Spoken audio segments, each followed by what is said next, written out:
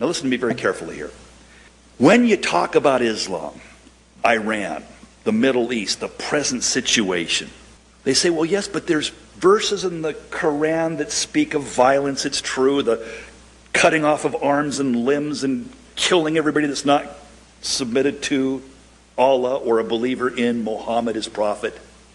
But there's also peaceful verses, and they'll point those out.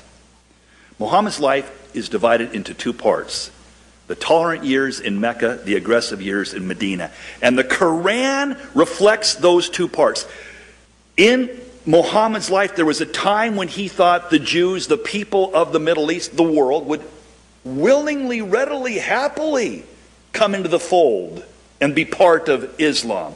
But when that didn't happen, he changed tactics totally and advocated and himself practiced unbelievable violence and told his followers and taught his followers. Muhammad himself was the killer of thousands.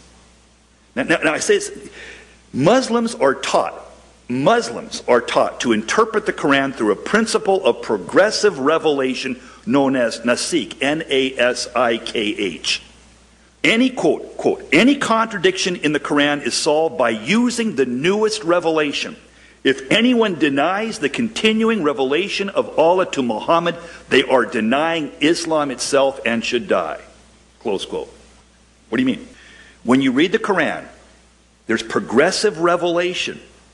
The peaceful verses are in the first part. It becomes more and more and more violent. And Islamic Quran imams, scholars, teachers, there's a principle in their faith that says you go through the Quran and you take the progressive revelation, and according to Nasikh, the last revelation always supersedes the first revelation.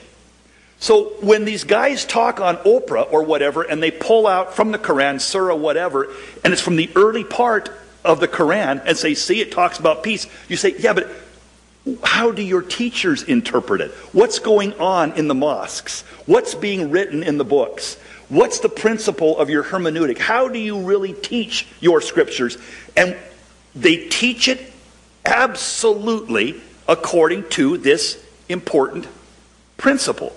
Now see, you take revelation, and the next revelation amplifies, modifies, illuminates, is a priority over the previous one. And we don't get it. And people aren't talking about it. We can sit around and make diversity quilts and think happy thoughts. We're all just one great, big, wonderful religion. We all worship God.